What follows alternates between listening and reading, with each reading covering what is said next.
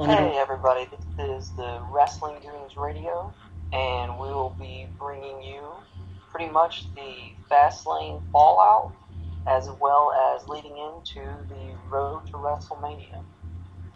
So we start off with Fastlane, and the first match that we had was the Authority match versus Dolph Ryback and Eric Rowan, which ended in Seth getting the pinfall.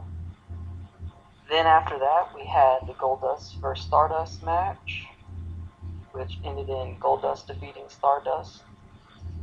Then we had the new tag team champions unveiled as Tyson Kidd and Cesaro defeated the Usos. Next was the Intercontinental title match between Bad News Barrett and Dean Ambrose, which Bad News Barrett won by DQ. Then we had the Sting versus Triple H setup for WrestleMania. After that was the Divas title between Nikki Bella and Paige, which Nikki Bella defeated Paige. Then after that was the US title match between Rusev and Cena, and the refs stopped that. Then after that we had the number one contendership match for Brock Lesnar and the WWE World Heavyweight title at WrestleMania between Roman Reigns and Daniel Bryan, which Reigns defeated him by pinfall. So, what is everybody's thoughts about Fastlane? Favorite segments? Like, what matches did you think were good and set it up future storylines and things like that? I'll go first, I guess. I was down with the tag match. They had me in all the way. I normally don't like the Usos, but they do put on decent matches. I'm glad that Kidd and Cesaro finally got that push. Hopefully they stay with it. Cena and Rusev, awesome. They went at it. Cena made Rusev look as strong as he could make Rusev look. And you know what? Roman Reigns delivered. He showed up, he wrestled his ass off. Roman Reigns is going to WrestleMania, and you can believe that. I love Cena and Rusev. I think that was a great match. I think Barrett Ambrose underperformed. I wanted more from that. Not the end game, just a little bit more. Sting and Triple H. A sledgehammer against a bat. I'm not dropping my sledgehammer. Roman Reigns, Daniel Bryan was a great main event. I'm not saying it was 5 stars. I'm saying it did its job to put Reigns over for Mania, where he needs to be. I agree. That's all I got. I have nothing on Divas. I hear you. The Demon match for the waste. Man, I'm going to agree with you with one thing. I don't want to touch on it long. That Sting Triple H segment couldn't have been more awful, and I know there are some fans of it that were like, oh no, Sting got in there and he intimidated him and blah, blah, blah. I'm not buying this story at all. It is the worst. It's the second worst story they're telling, because by far the worst story they're telling is Randy Orton, and this, I don't know about my heel or face thing, like it's terrible. But besides that, this is awful. I am not intrigued one bit about this Sting Triple H feud at all.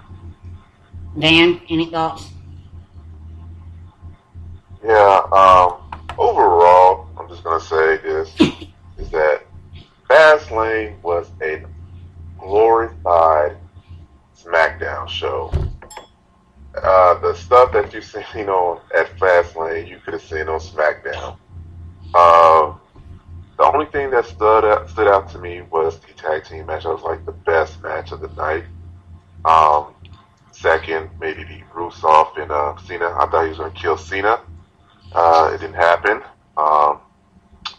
Maybe one day we'll see. Never mind. The main. Huh?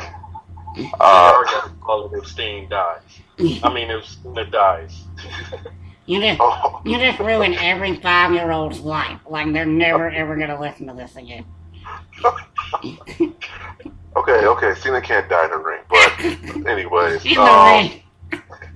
Sting and the Triple H face off or stare down. I don't know what you want to call it. So I'm gonna go with this being, I'm biased. Sting is my all-time favorite wrestler ever since I was a kid. Sting in my eyes can do no wrong. Yeah, it was kind of cheesy segment, but I don't know what to make of it going into the WrestleMania or anything. Well, we do know that Sting is not going to the Hall of Fame this year. The main event at Fastlane, Daniel Bryan and Roman Reigns. I'm going to be honest with you guys. I thought it was going to be a boring match, so I wasn't really focused on it. I'm pretty sure it was a good match. I probably have to go back and look at it. But I'm happy that Roman Reigns is going to WrestleMania against Brock Lesnar. I would be pissed off if Daniel Bryan weaseled his way into the main event once again. I'd be so pissed off. But I'm not a big Roman Reigns fan, but I'm happy that he's getting his spot. He's going to have his moment against Brock Lesnar. I don't know how good of a moment it's gonna be if Brock Lesnar isn't there, but we will get into that later on. Oh, one more thing. That Dust Brother, match, it was just not fulfilling to me. I'm sorry. I think that they have planned on telling a different story after it, and it looks like that we're not gonna get that match at WrestleMania now. It looks like they're gonna be a part of the 400-man ladder match that we're having. So, we'll get into that in a minute. Bart, you want to lead us into Monday Night Raw?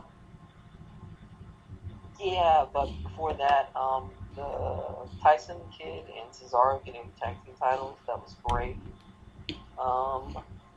Rusev absolutely destroying Cena was amazing. It was Cena didn't tap, but you know Cena would have tapped if he didn't have all those little kitties in his back pocket. And seeing Lana actually get involved in something was great. Also, Roman Reigns really actually stepped up. That was pretty impressive. But I will say this, as far as the Gold Dust Brothers or whatever they call themselves, the best part about that was actually their afterwards, the promo that he cut on his daddy. That was the best part of their entire get together, in my opinion. When they get more time to tell the story, I think the people are going to come around. But it's really hard to tell the story when you've got a minute and a half backstage segment telling it. You know what I mean? Yeah, I think that after WrestleMania, I think that they'll actually take it and extend it past WrestleMania. I know everyone's like, oh, Goldust is going to retire. Well, Goldust is normally pretty honest with us. And after all those rumors came out, he said, no, folks, I'm not retiring from in-ring yet. Just like he told us this past week that he's going for the Intercontinental title. So, I mean, I have no reason to doubt Goldust. Yeah, I don't know if you have his Facebook page and all, Dustin P. Reynolds, by the way. Yeah, it's pretty much his personal life. He doesn't care. He puts anything that he wants to put. I've talked to the guy for over 15 minutes before. He is the most open person you're probably ever going to meet. So he puts it out there on the internet, he probably means it. Other than that, though, yes, I guess anything else with Fastlane? Anybody got anything they would add before we move on to this? Unleash Cody Rhodes. No. You know what? We're going to save that for another debate because this is going to be a separate podcast in itself. It's no secret to anybody that listens to the podcast that me and Dan often disagree. And this is one of those times where he thinks that Dashing Cody Rhodes should make his return. And I'm emphatic that Stardust should be his gimmick. From here on out, he needs to roll with this. No, we're not unleashing Cody Rhodes. We're sticking with Stardust. Hashtag Stardust lives. Thank you. Alright. Alrighty. So Monday Night Raw, we start out with Randy coming out. Or no, I'm sorry. We're gonna skip that week, and then we go into Seth actually starting out, and then Randy comes out, and the Authority all comes out, where they're trying to tell Randy that he needs to be back into the Authority. And then after that segment, we had Dean Ambrose versus Bad News. Already. I want to start with this by starting by saying that Monday Night Raw was a phenomenal show. And if you didn't watch Raw, go back and watch it. It was great. It's one of the best Raws they've had in months. But you know what? This opening part, I'm glad I missed it. It was the other part of the show I missed. I hate this story. I can't tell you how much I hate this story of Randy Orton, who made it crystal clear at Fastlane when he ran out and, tried to attack J&J and he was going after Rollins. We know that he hates Seth Rollins. We know it's a setup. He even winked at the camera, I think, on SmackDown as he walked away like, this is mean. They're insulting my intelligence with this story. And that's what I hate when the WWE does. I hate when they insult my intelligence. Kind of like when Dan said about if Daniel Bryan had weaseled his way into the main event. They're insulting my intelligence when they tell me that Roman didn't win the Royal Rumble. Yes, he did. He won. I'm just sick of it. I'm sick of it, dude. Like, I'll move on past this because it just gets my blood pressure going up. Anybody else got something they want to add about the Authority segment? Pointless. I'm waiting on Randy to explode. It's the only part I care about. They need more. They can do so much more with subs. This story is so much better than they're giving it to us for. That Jon Stewart segment was cold, though. Dan. Authorities are the authorities. Randy coming back to Authority, it's pretty cool, Of course, he seems like a betweener. I don't know, but it's time for him to make that full face, totally change. Yeah, it is what it is. There's nothing much to say about it. Mark, are you in agreement with all of us that it's a complete waste of time? Oh yeah, I mean, pretty much we all know what the end game is. It's going to be Seth versus Randy Orton. Yep, pretty much. I just wish that they would start their program. Yeah, like that's. I guess that's part of the Authority, not part of the Authority. Who knows? That's what frustrates me the most. I guess what I say there is sort of my intelligence. Is we all know that's the road they're going down. Like there's no need to take me down these side roads. Just let me get on the damn road and go. All right, you said the Wade Barrett is next. Yeah, the Dean Ambrose versus Bad News. Bad News. Well, I like where he's going with the Internet Championship match for WrestleMania. But how many people are going to put in there? There's going to be 417 people. I feel like they're going to put the whole roster and NXT. It's crazy how many people are going after this belt. They need to ring. Every single show is a new person. They added Dolph. I at least thought that Dolph and DB would do a match together. Or DB and Sheamus. But the whole mid card is in one match. It's crazy. Dan. I have to agree with Damien. And the whole mid card is part of the Continental title match. And I too much really don't care who wins it, because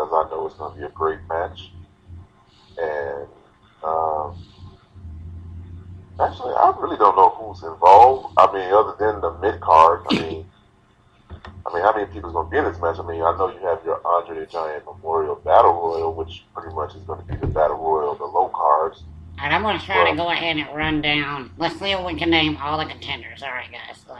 We got Wade Barrett, Dean Ambrose, Dolph Ziggler, Luke Harper, R-Truth, Daniel Bryan, the Six, Goldust possibly, Stardust, that's 8. I think we're at 8. Anybody else that we think is going to be in this match? I wouldn't mind seeing R-Truth with the title, to be honest. I'm pretty sure that's an unpopular. No, not for me. I'm good. I think you can do something with that.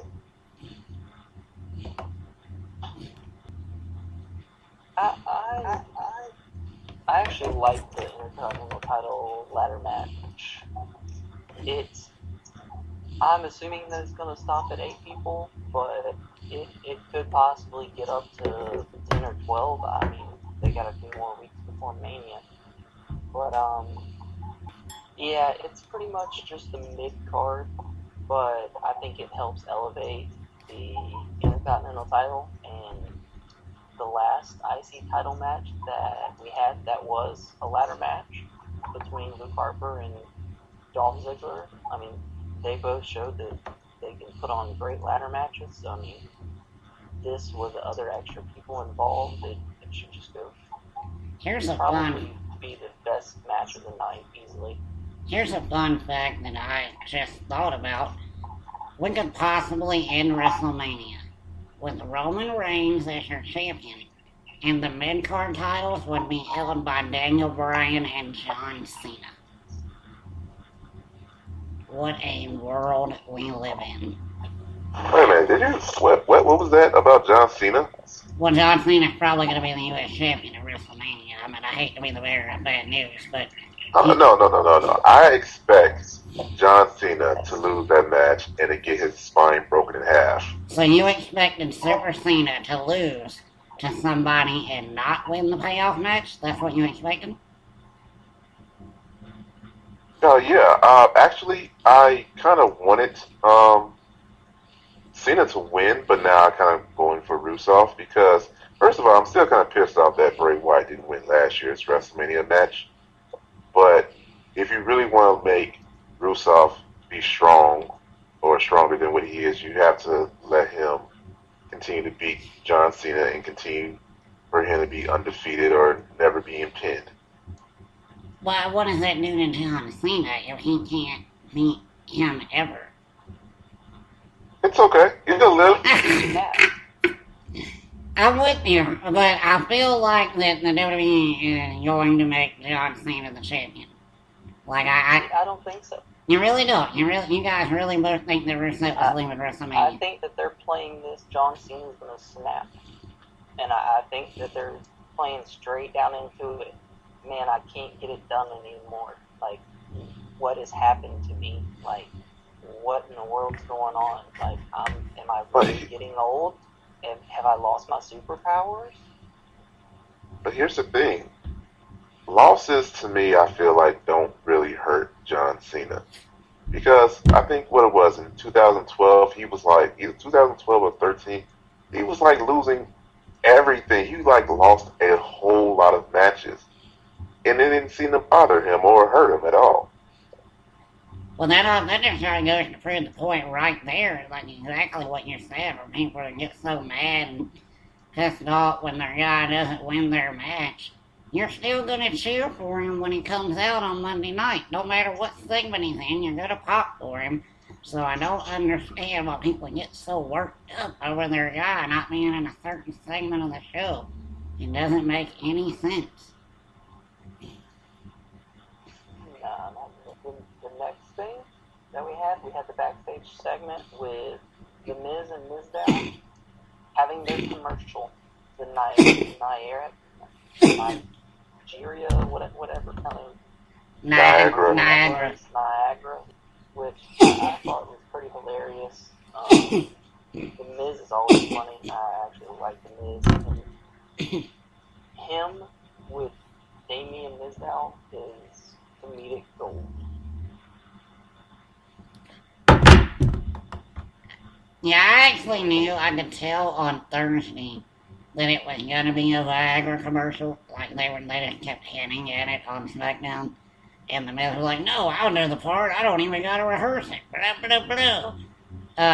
That commercial was hilarious. God, that was funny. That was one of my favorite segments of the night. I wouldn't have to rehearse it with Maurice being my wife either. Yeah, exactly. First off, he shouldn't mean Niagara or Viagra or whatever it is with her. And if he does, then she needs to give me a call and I will fix all of her problems. No problem. Jeez Louise. Do you guys think that they are going to have a fallout in the honor of the Shot Memorial Battle Royal? Save it for Mizdow probably will eliminate him, but the actual fallout I think is going to happen Raw after, just like every big thing happens. Yeah, I agree. Damien. Well, I know the fallout. I would want it to happen in the Battle Royal, but the day after WrestleMania is one of the biggest days of the year, so I expect everything to happen there. I expect Mizdow to win the Battle Royal. Wow. Okay. Daniel.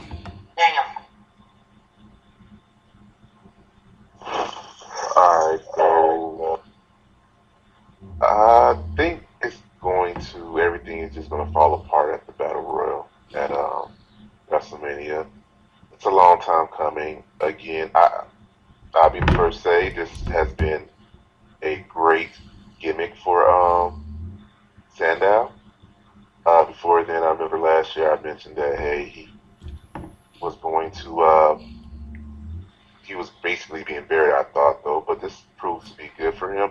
However, I would like for him to stand on his own, be his own character, be his own guy, and like fulfill the potential that he has. I think that he has, and I think he should separate from the Miz and go his own route. However, we got to think about what will happen to the Miz now. I mean, does he still become Hollywood Miz, quote unquote?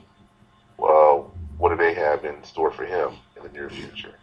I don't think The Miz is any concern at all because The Miz, you can go back to the Daniel Bryan story. You can go back to when he was champion. You can go back to John Morrison with the dirt sheet. Like, The Miz has no problem generating heat. You can put him in any story and he will find a way to make the crowd hate him. I'm not worried about him. If I was concerned at all, it would mean the direction that Mizdow is going to go on his own.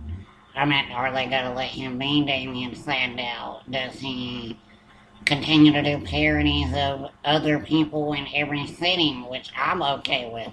I think he can do that and get by with it just fine.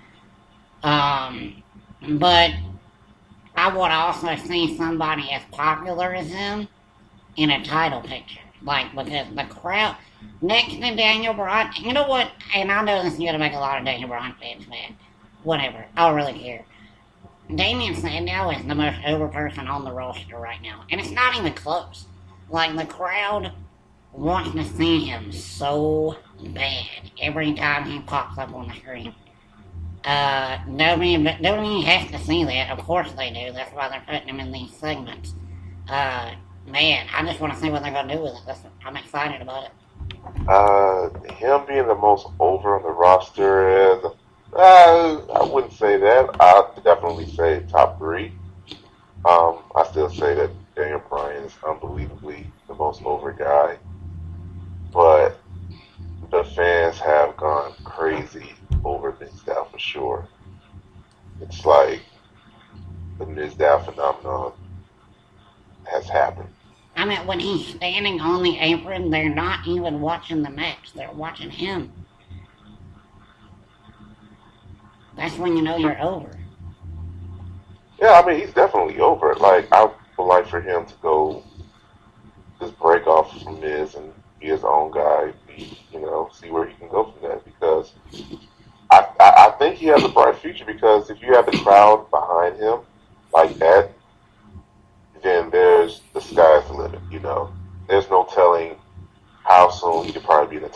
future. If they decide, hey, we want to put Damien Mizdow in the title hunt. Okay, but when he was Damien Sandow and he didn't have a parody gimmick, he wasn't over with the crowd. They didn't. I mean, it ain't like they hated him, but they didn't really care that he was out there either. I think he was tag teaming with Cody Rhodes forever. And to be honest with you, I really thought that was a great tag team and a great gimmick that he had. No, I loved it. I thought they should have been tag team champions for a while. Like they never did anything with them. And I thought it was kind of cheesy how, when he was the Money in the Bank winner, how he just lost it, and it was like, okay, whatever. This guy's just gonna fall off. Yep, pretty much. Alright, Mark, what do we got next? So next is... Alright, so I'm gonna start. Yeah, I'm gonna say this. I'm really enjoying Bray Wyatt right now. Really am. I'll be the first to admit. Say that again? I'm enjoying Bray Wyatt. Okay, I want to make sure. I want to make sure we got it on the recording. Go ahead. So here's the thing. We're like 3 weeks away from WrestleMania, and there's no sign of the Undertaker. Of course, what fuels you? Here's Kim going downtown for a dance class.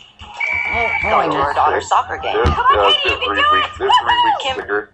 I know he's going to show up, though, but he needs to hurry up and find Bray Wyatt, though, if you really want us to stay tuned and be invested into this, feud here. Well, allow me to play the role. What more can Bray Wyatt do to build the casket? I don't know if it's going to be a casket match. I love what they're doing with this storyline. The whole angle of, the Undertaker, since he lost his streak last year, he may not be the person to fear. Maybe it's Bray Wyatt. So this match has so much potential, but they need to show the Undertaker or give some sort of sign that the Undertaker is around and he accepts this match. Well, allow me to play the role of Bad News Barrett, because I'm afraid I got some bad news. The Undertaker is not showing up until WrestleMania. That's right, he's not showing up. WrestleMania 20. I'm going to take you way back. We're going to go back 11 years. Undertaker had just quit his American Badass gimmick after being buried alive by Kane. And about 8 or 9 months go by, and Brother Love shows up, and he has the casket waiting in the ring for Kane. And the Undertaker started sending all these encrypted messages. You know when Undertaker showed up? At WrestleMania 20. That's when he walked out. And that is when you do it. You have Bray Wyatt think he's not coming. You have Bray Wyatt think he is outsmarting the master. And then Undertaker, bam, right there. You know why? Because if you do it any other way, if you have Undertaker try to battle Bray Wyatt in a promo, he's going to lose. And it's going to look really bad.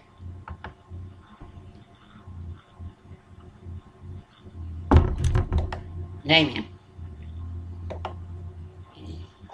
Undertaker. Are they really going to let him lose? That's the thing. Bray already jobbed last year. Undertaker already lost last year. If Bray beats the Undertaker, it diminishes the main event. I don't think they're going to let it happen. I think they tell a good story. Bray Wyatt is going to be really strong until he's catching the tombstone. And then it's over. Yep. Dan. I just don't think. Alright, go ahead, Damien. I just don't think. While it's a great match to have, a lot of people have lost to Mania to the Undertaker.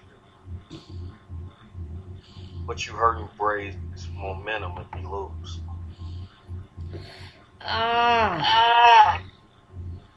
You know what? I feel like Bray's in that category where he can lose and it doesn't. I think he's reached that category where a loss doesn't hurt him, because when he loses, he can just come out the next night and cut a hell of a promo about how he's trying to find himself and he's lost his way, blah, blah, blah. He can sell it like $1 million. So I think that I'm with you that if he wins against The Undertaker, that it is going to hurt the main event. And for that reason, I don't think he's meeting The Undertaker. I think The Undertaker's winning. Daniel, Mark, what do y'all got anything to add to it? I think if it's a casket match, Bray can still win with it being okay and not diminish what Brock did. Because if you put it into a casket match, anything can happen. It's a no DQ, no nothing. It's not just a one-on-one beatdown of an immortal person like what happened whenever Brock took down Taker's streak. Because if you actually go back to a casket match and it being just whatever, I mean, you can have Harper come out, you can have Eric Rowan come out, you can have Kane come out. I mean, you could have all this on top of The Undertaker, kind of like how I mentioned to Anthony a while back about the Yokozuna thing. I mean, you could have just an entire locker room come in and take down The Undertaker. Yeah, I was gonna say, you know how many times that they've had this happen like 4 or 5 different times where they've had 6 or 7 people sit on the casket or like tie it up, and I don't want to see. Or have a bulldozer come over and lay on top of them. I don't want to see any of that yet. Not only that, I can't see The Undertaker losing. First off, he lost the streak. I can't see his very next return being losing a match that he's known for. Like, I just can't see it.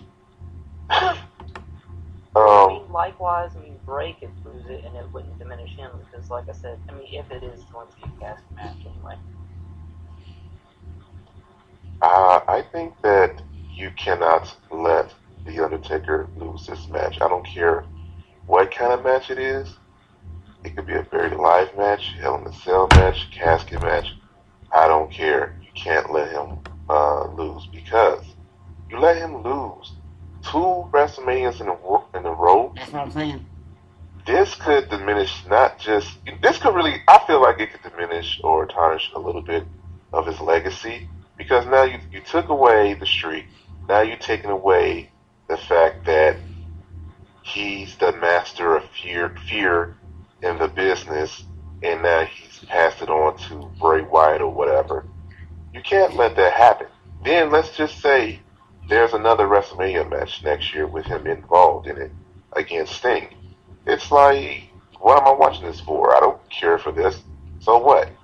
Just 2 old dudes going at it against each other. I mean, it's like, what more does The Undertaker have to lose if you lose this WrestleMania match? And by the way, I think that, if Bray Wyatt lose, it could hurt him in my book, though, but guess what? I don't mind him losing against The Undertaker. Well, you just got back on the Bray Wyatt bandwagon. So. Over 2 decade run in WWE, a 20-0 WrestleMania experience, 14, 15 time World Heavyweight Champion, or like 12 Grand Slam winner. Like, you're telling me that that's going to be diminished by 2 measly losses at WrestleMania? I can tell you that. I can give you a prime example. Now, I know this is the wrestling goons, what have you. I grew up a Ricky Henderson fan in baseball. He was the fastest baseball player, great leadoff hitter, excellent fielder. I watched Ricky Henderson play left field for the LA Dodgers at the age of 49 years old. That tarnished his legacy in my mind to me. He held on way too long. The Undertaker is in that category officially for me. He should have walked away after the Punk match. I'm not excited about it at all. But the thing is, for me, it's not the age factor. I feel like it's the fact that, again, he has the streak. The streak is over. Now his reputation of being the top evil, master of fear guy, his reputation is on the line. He loses that, it's like, what is left for him? You know? There's nothing left. Exactly. That's what he wants to do. Mark Calloway is going to rub in the biggest way Bray Wyatt. Alright, so we got Mark on record of saying that somehow Bray's gonna be elevated for this. I could see Bray winning. The only way I see Bray winning is if the arena gets dark and the Crow shows up. What? That's it. Sting helps Bray win. Wow. And that's for WrestleMania 32. Wow. That's it. I can see that. I can't, but I would like to. Alright, man. Mark, what do we got next?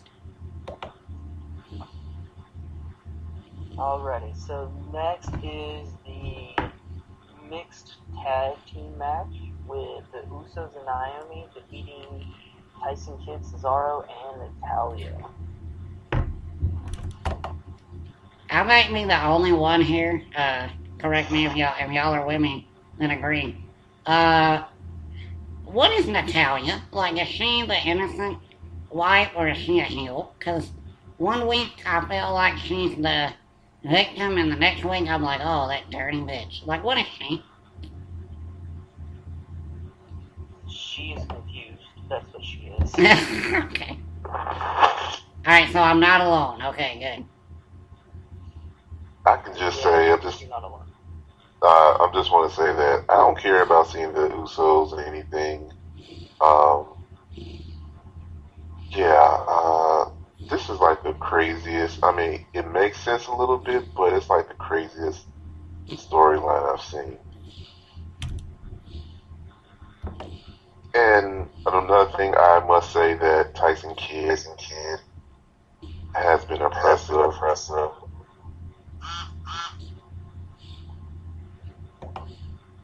Alright, Damien. I like them. I like Tyson. I don't like Natalya. I don't think I like her heart in about 16 years. Rest in peace, Owen. That's about the last one. Because this is terrible. I hate the storyline with the wives. I don't feel like it matters to me. Well, that's because it doesn't. I feel like if they wanted it to matter, they should have had a whole different kind of view as divas. Don't get these ladies time just because they're husband and wife. What happened to Cafe? I don't understand. Mark. To answer the question, K-Fab's dead. I think Triple H said that a while back. Yeah. Anyway, I actually like them bringing in the storylines of husband and wife and whatnot, and it also ties into Total Divas, which I see where WWE is trying to take it. Total Divas is filmed about 6 months back, though, so until they can actually catch Total Divas up to like an actual live, more closer to being current events, I think it will actually help bring in people who watch Total Divas and the E Network, because I mean, not all of the watchers of Total Divas actually watches wrestling. I don't know if y'all know that or not. But, Yeah. And not all wrestling people watch Total Divas. I just thought I'd point that out. Yeah, that's what I'm saying. Like, if you're watching Total Divas, it doesn't necessarily mean you've ever actually seen a wrestling event at all. Yeah. But having Natalya kind of be this undermined by Tyson Kidd and overlooked and whatnot, and once she actually kind of went that heelish ways, you actually see Tyson kind of going more and helping her. Like, I've noticed that before, when Natalya was the good girl and Tyson and Cesaro were the bad guys, and Natalya wasn't really helping them as much, and she was stopping them from cheating. Tyson tried to get all the attention and hog all the spotlight, but now that she's actually helping them, he's like, oh, my poor sweetie, oh. Which I find is kind of funny. Yeah, I'm gonna actually agree with Dan before we move on. We get in arguments all the time with people from the IWC about how great Cesaro is, and I'm not gonna take anything away from Cesaro. He's fantastic. But Tyson Kidd has been the star of this team so far. He really is. Alright, Mark, what we got next? We have the John Cena, Stephanie McMahon promo. You don't run this company. This company will be perfectly fine after you're long gone. Do you think that you're actually any better than anyone else? And no, you're not going to be in the Andre Memorial Battle Royal.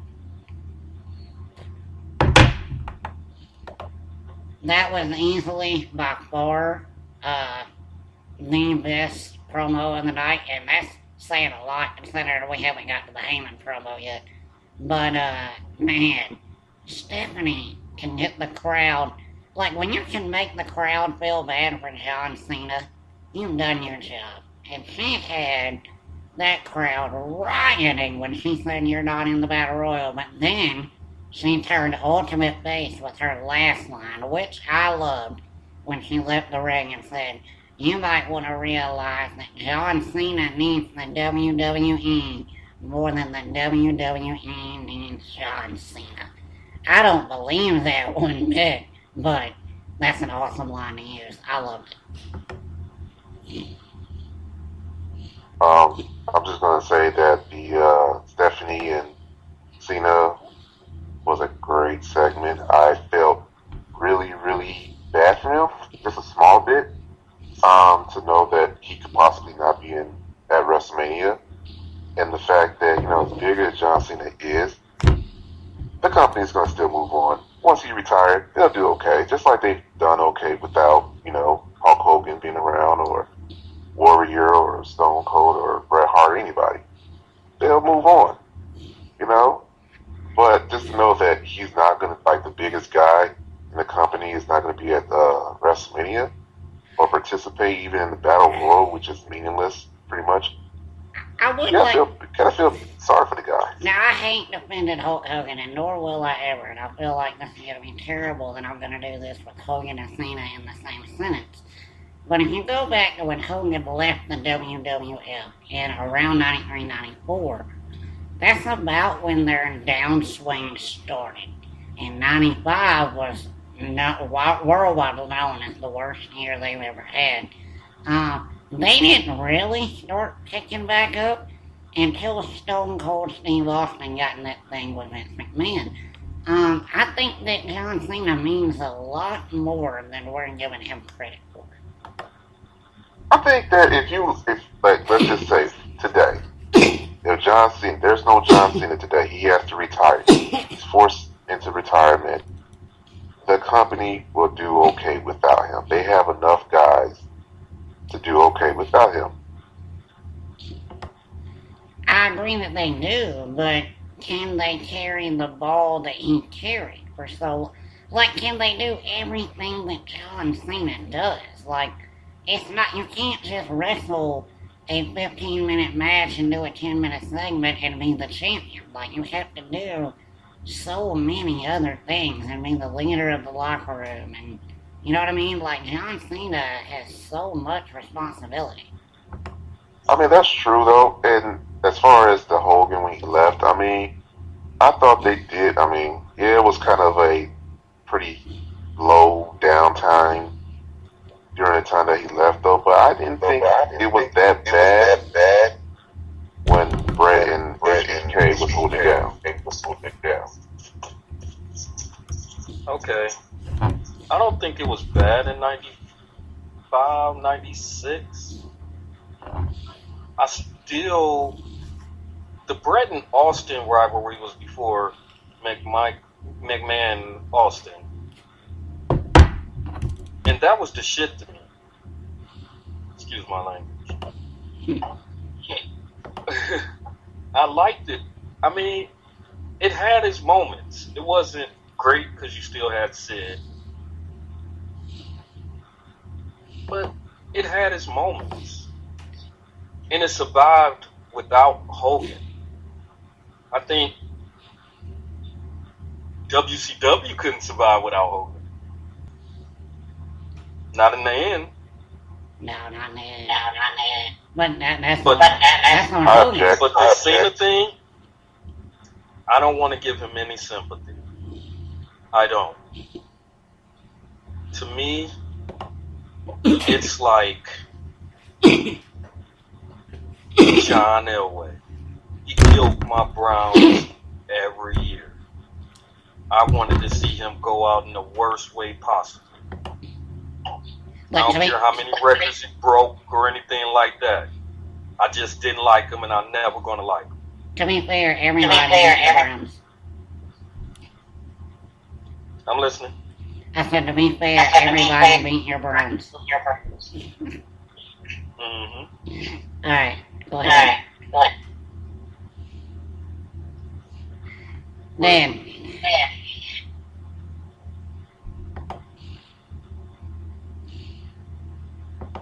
Alright, so my thoughts on the whole thing was she actually got the crowd to chant yes about John Cena not being in the match, or not being part of the WWE, which was pretty hilarious. She was like, I actually like this chant now. Which this actually segues into the next segment of the night, which was John Cena absolutely murdering Axelmania. Which he tried to butter up to Steph and all that and whatnot. It's pretty funny. I wasn't a big fan of Axelmania at first. The first night about not changing the station, like, he really didn't do it with any charisma.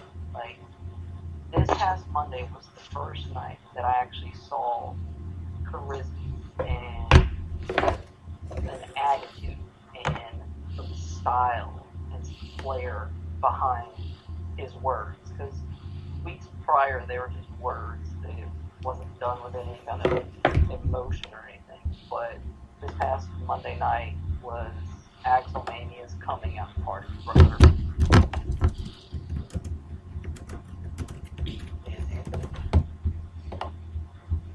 Alright, I'm gonna go ahead and I'll add on to this before we move on, because I'm actually one of his biggest fans.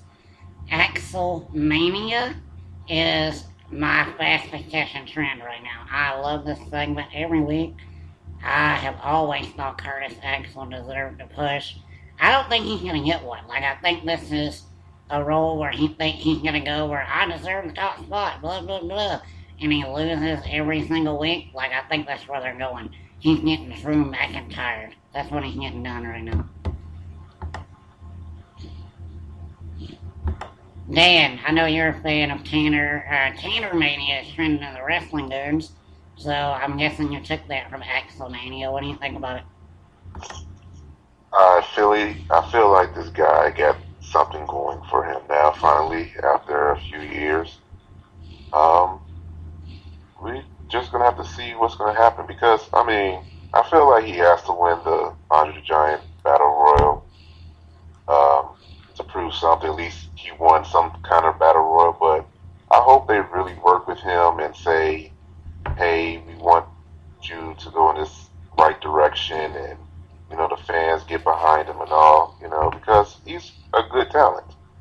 And it's a shame that they haven't given him, any kind of real push or respect. I feel like it's saying that he's Kurt Hennig's kid.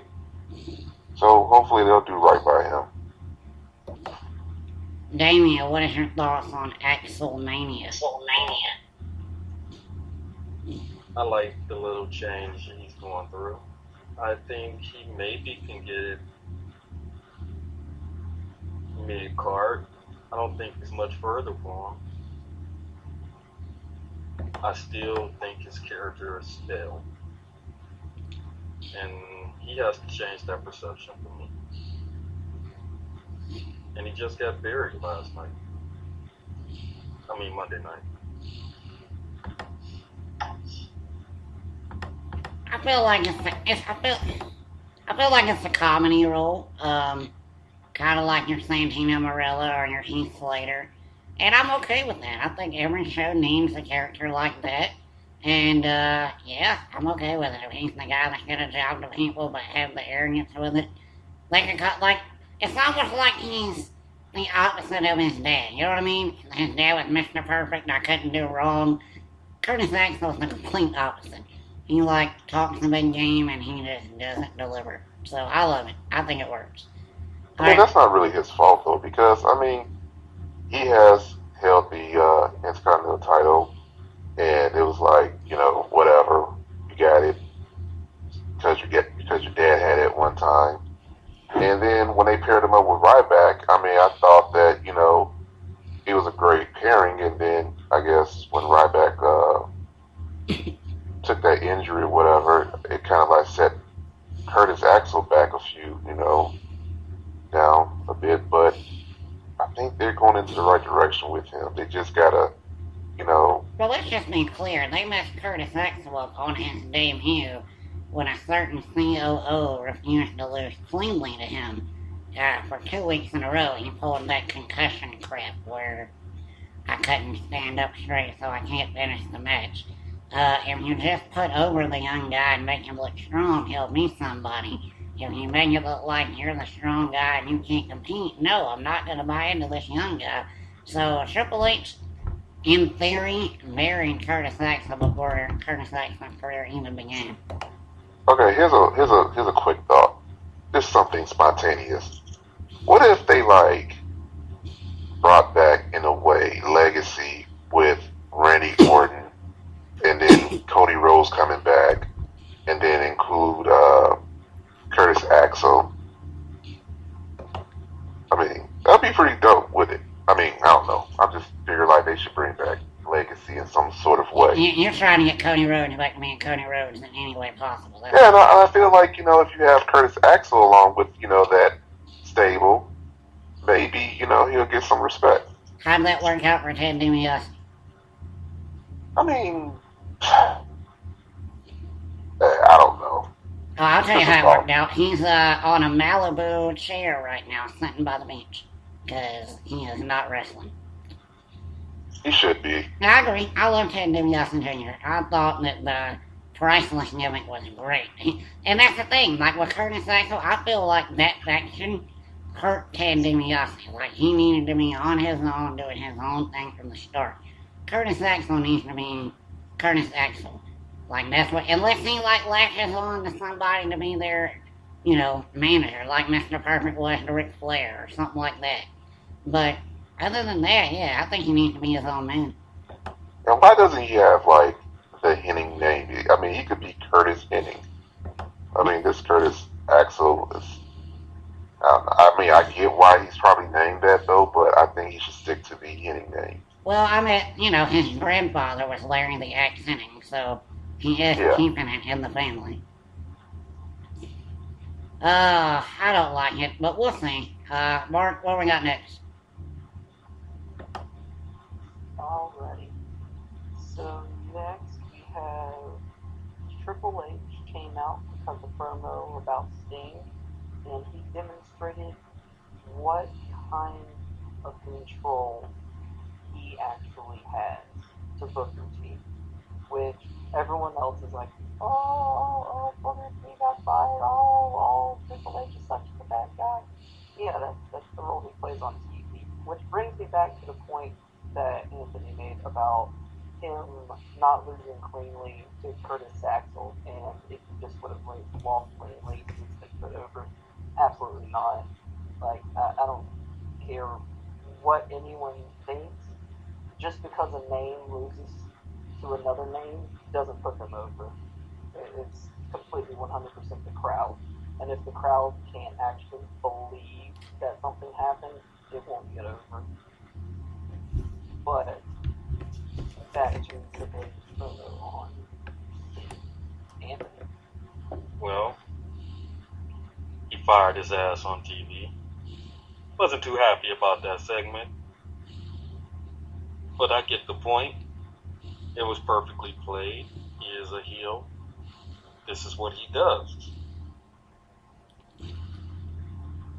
I can't say I'm surprised because he's the game.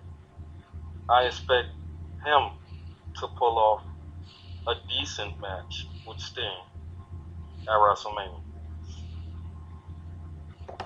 I heard in an article I read this week that he doesn't think he can have a decent match with Sting. His own words.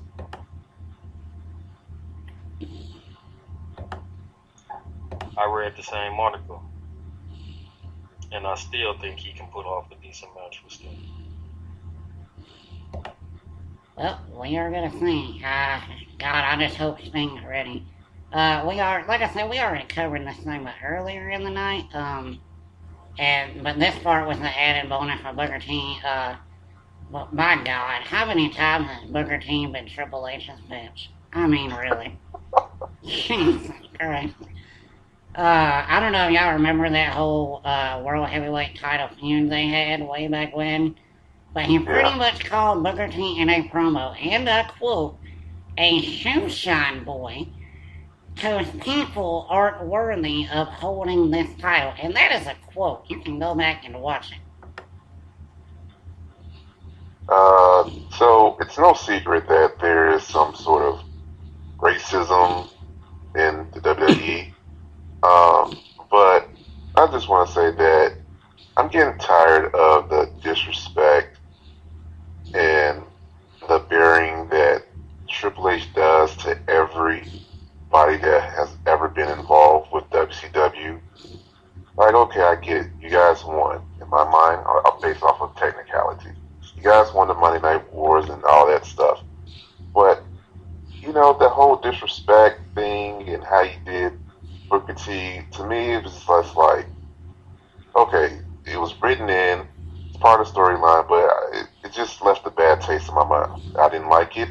I don't like the fact that how, you know, I really think that in a way that Triple H does have an ego, a big ego, like, you know, I'm running the show like he really does, you know, portray on TV. But as far as he doesn't think that he can have a good match with Sting, I think that's BS. I think he can have a good match with Sting. I don't think that he's going to purposely have a good match with Sting or try to give some effort because he's going to probably, you know, make Sting look bad. Alright, well, you know what? I'll just go ahead and ask this then. I'll start with Damien first, and we'll let you go, Damien. What would make Sting and Triple H a good match for you, Damien? What would make you not disappointed? What will make it a good match? Sting not letting him carry him. I know Triple H's got to do most of the heavy lifting. But let it... Triple H can sell to Sting so well, as we've seen the last two times they've encountered each other. Without so many false finishes or a dusty finish, just give them enough back and forth. I'm not sitting here and saying throw Triple H across the ring or anything like that, because that's not going to happen. I'm saying give me a glimpse of 2001 Sting, and I'll be happy. Because I know I'm going to get a 1999 Triple H. Because he wants to show that he was better than WCW.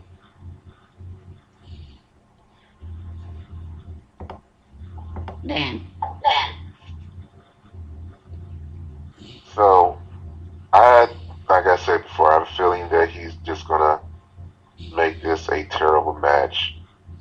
I know that Triple H can make this into a top 3 match of the night, but he probably won't. He's going to probably botch this match everywhere and blame it all on Sting, and then to the point where we probably won't ever see Sting again in the ring. Can I ask you a question? Honest to God, I'm just going to ask you an honest, simple question.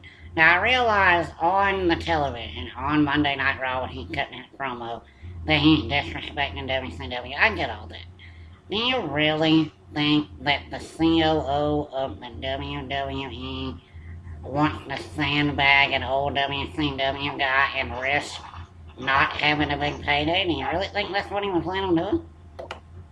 I mean, if history repeats itself, yes, I think he will. I mean, it's not good for business, I don't think. But knowing, Triple H's history with some of the former WCW guys, he will. When has COO Triple H faced the WCW guy? Period. COO. Okay, CEO. That's different. Okay. It's like I said before, it's probably would be bad for business, but I have a feeling that he will. I have a feeling that it's going to be probably number 2 match of the night, and I'll give you a reason why. Sting has been working in the Performance Center since he signed on WWE of last year, before we ever saw him before anything. And Triple H saying that he can't wrestle a good match with Sting is one of those, I'm going to put stuff out there for you in order to keep your expectations low, in order it's going to overperform. COO Triple H has not sandbagged nor put on a horrible match with, period, anyone. Well, I don't because he knows that it is a business. And that goes back to he jobbed to Daniel Bryan, he jobbed to CM Punk, he jobbed to Brock Lesnar. Well, what about the Curtis Axel thing? Which, the Undertaker match? No, the Curtis Axel thing. When he lost to Curtis Axel twice, supposedly. He was COO then. Okay, I mean, that wasn't a great match, but he still, quote-unquote, lost. Okay. But, I mean, I understand him thinking that he's such a big name to lose to someone that is just trying to make a name.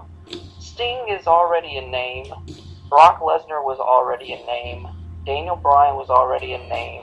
CM Punk was already a name. And he lost cleanly to every single one of them in a, main event style, pay-per-view match. Yeah, I think that was actually one of my complaints that I had with Triple H, is that anytime he's in a match, I know he's going to lose now. I never thought I would say that about Triple H, but when was the last time that he had a match where you were like, damn, Triple H won it? You can go back to Evolution with the Shield. You can go back to... He came out on the losing end every single time. Look, I feel like if Triple H wins at Mania against Sting, I'm okay with it. If he wins, just don't throw the match away or make it look like Sting just can't wrestle or something like that. That's all I asked for. And you know what? Triple H has lost a lot of WrestleMania matches, if I may add. And yeah, that's all I asked for. Just don't make Sting look bad, like he's the one, just can't wrestle, and it was a mistake to even sign him. I'm gonna go the opposite route of what Mark said. I don't think it's gonna be number 2 match of the night, and I will tell you now exactly how this match is gonna go. It's gonna start out with Sting on fire. He's gonna hit some chops and punches and body slams. And Triple H is going to go outside the ring to regroup, catch his breath.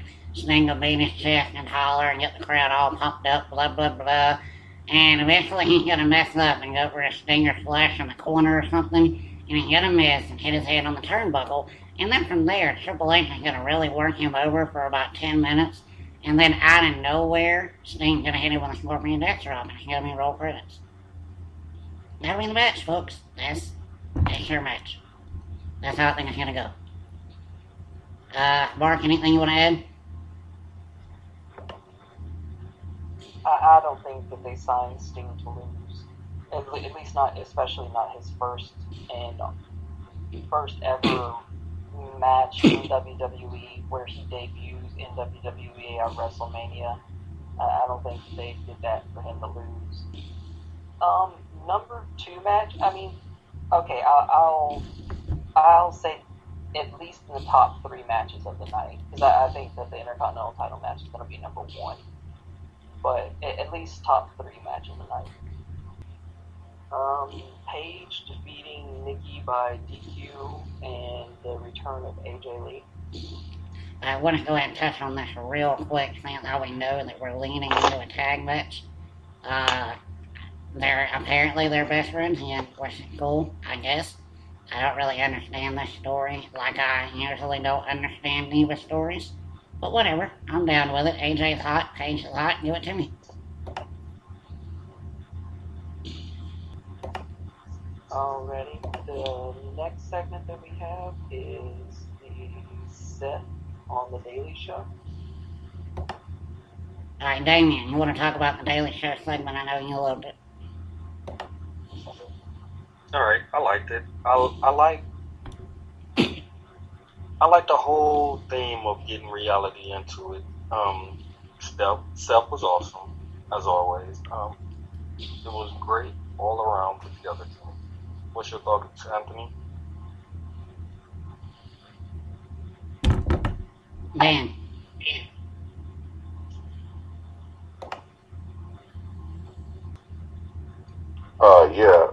That was a great segment. It was like, it kind of made me wish that the WWE could, hire Jon Stewart for a moment.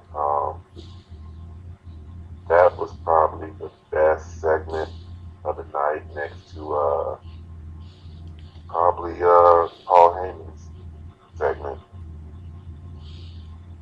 And again, I think Seth Rollins is the future. I'm a little different. I thought that the Daily Show segment started out really slow. It felt really awkward. It felt like that Kathy Lee thing all over again, where we were just going to get a really awkward moment that didn't make sense. But when Jon Stewart started with the insults, like when they let him get on a roll, I was hooked. Oh my God. He was nailing J&J security. He was making fun of Rollins' manhood. No pun intended. Man, I don't know where they're going with it though. Like, is Jon Stewart gonna manage Randy Orton at WrestleMania? Like, what are they doing? I have no clue where it's going, but Jon Stewart actually knows his wrestling as well. That's hilarious. Alright, Mark, what we got next? Harper versus Daniel Bryan, which is always a great match, but it also pretty much was the second part of the Intercontinental title dispute, which we covered a lot of. If anybody has anything to say about the actual match between the two, or do you want to go on to the Heyman review? Let me tell you how unimportant this match was. It came on at about 10:30. And until 10:30, I had forgotten that Daniel Bryan was even on the card. That's, like, how do you have a match with this guy and not advertise it? Like, how do you not, before you go to commercial, you can put it on the screen, hey, by the way, later on tonight, your favorite guy is going to be in a match. You might want to stick around. Nope, they just rolled credits. Here's Daniel Bryan, folks. I did not understand the entire that. night was great. So it really was. So you liked it that he came out at 10:30? I didn't look at my clock until 10:55, and I was like, oh, dang, we only got 10, 15 more minutes of this. I didn't really care too much about the match itself. I mean, everything surrounding it was, like, entertaining. Like they've been passing and stealing that belt around like it's a whore or something. I don't know. Again, this is going to be a great intercontinental ladder match. And everything surrounding it is working out well. Damien.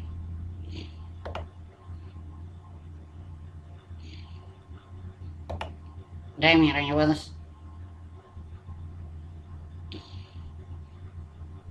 I am so tired of these David versus Goliath matches Daniel Bryan get in. You do not have to put him up against 300-pounders every single week. You are going to overkill us on Daniel Bryan for the match. I don't even know. That's how much I care for the match. I'm just tired of seeing him up against big guys. Give him somebody his own size. That would involve bringing back the cruiserweight division. I don't know if they can do that. I think a lot of guys that are his size are probably like down in NXT.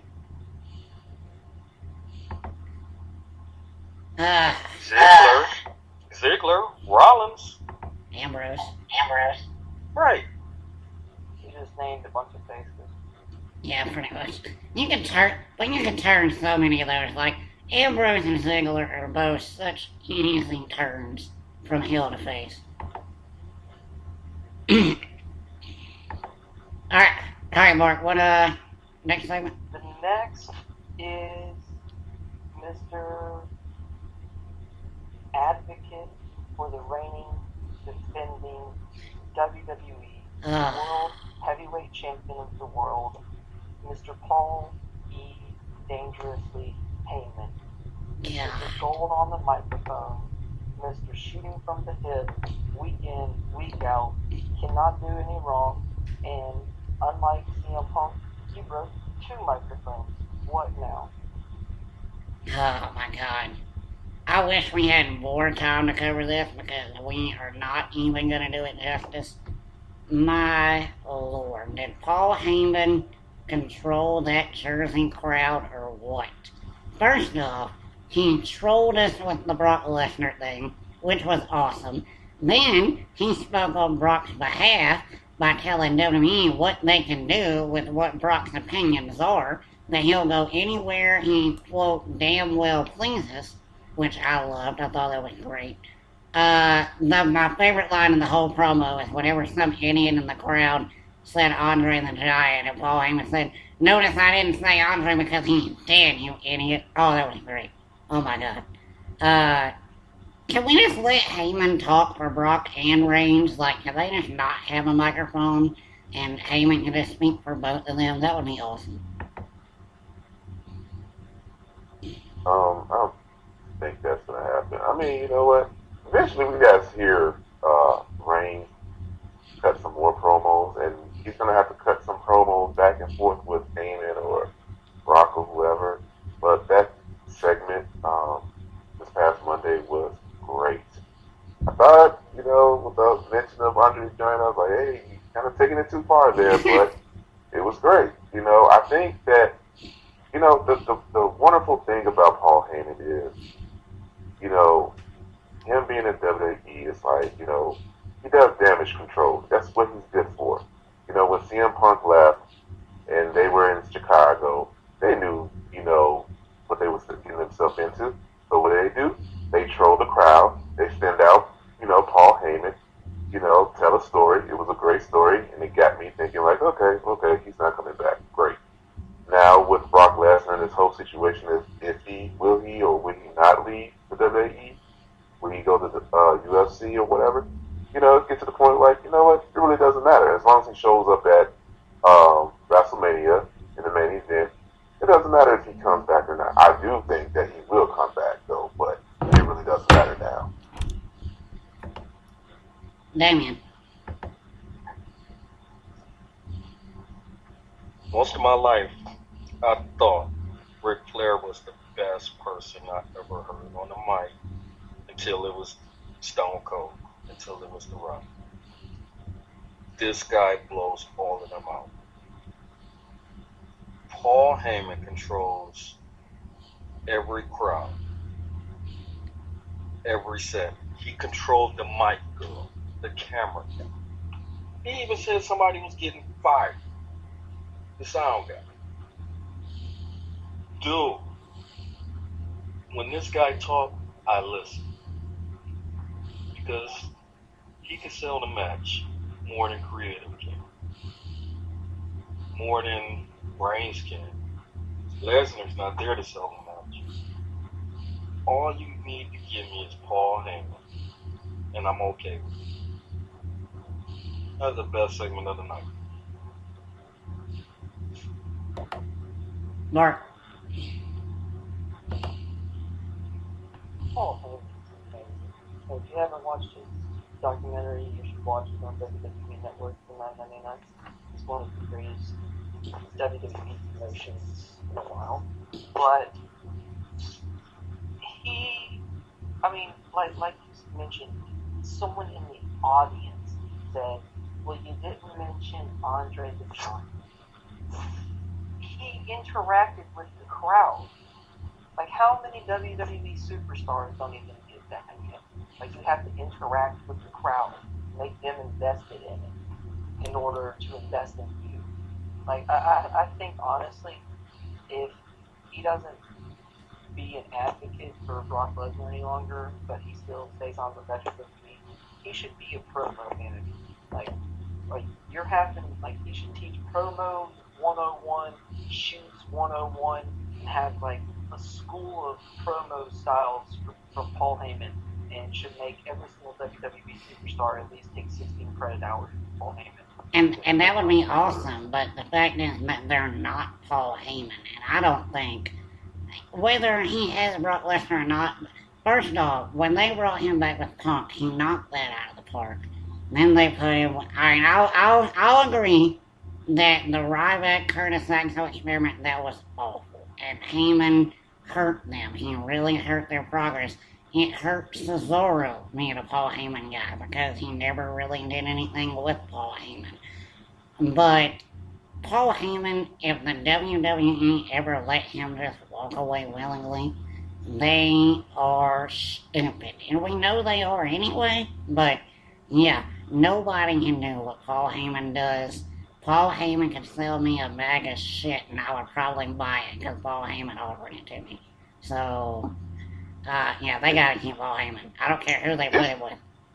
Here's the question, like, what is Paul Heyman's role? Does he have any role in creativity or writing or booking anything? I mean, what is his role backstage? No.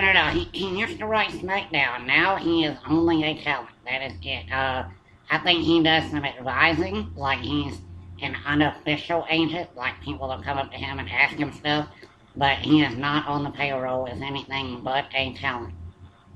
He really needs to have a higher level. Much.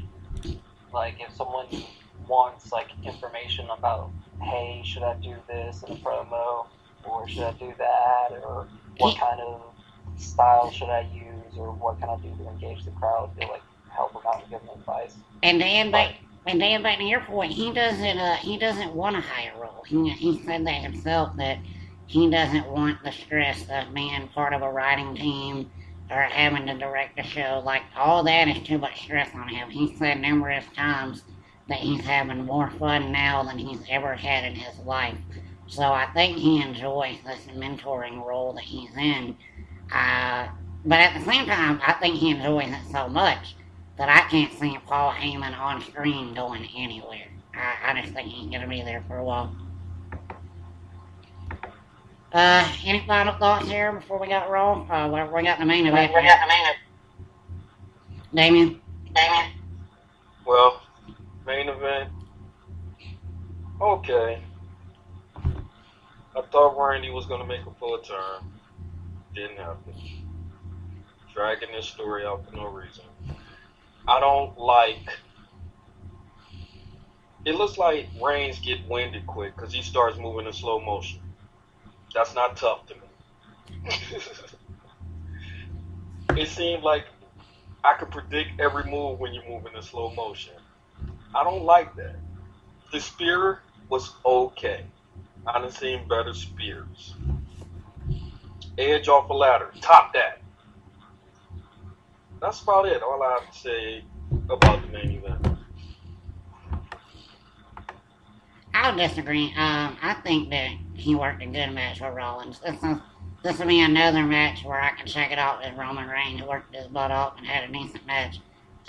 But as far as the story behind it goes, yeah, I think we started the show off by saying that this Randy Orton, what are you gonna do thing, like, I would rather lay in a bathtub full of scissors than see this story. Terrible.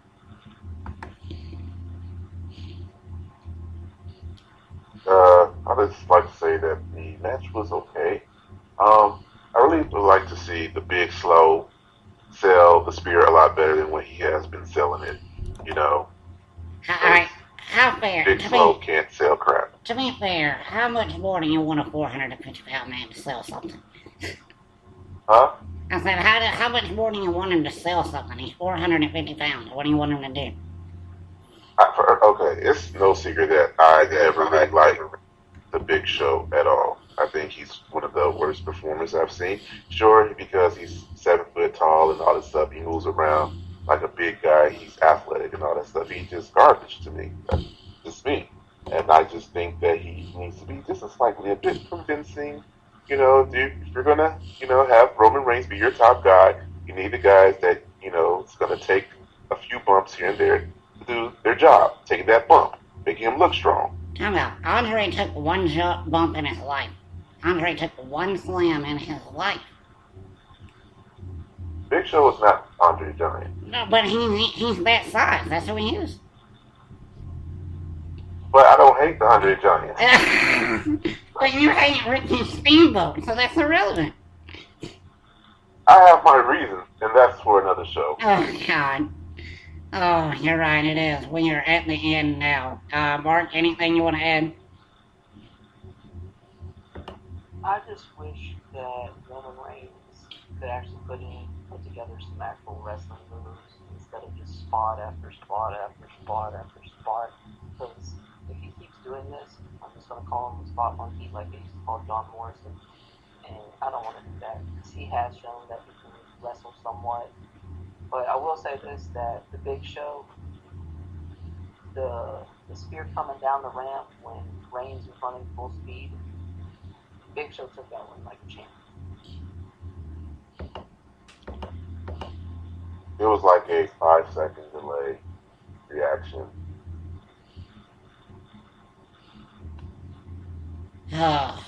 Well, Saturday we are going to have another show, hopefully, and we will probably pick a topic to go over with all of you. Right now, it's looking like we have a lot that we can pick, so stay tuned. We will probably put on the Facebook page before Saturday what the topic will be. That way everybody will be aware whenever we get to it.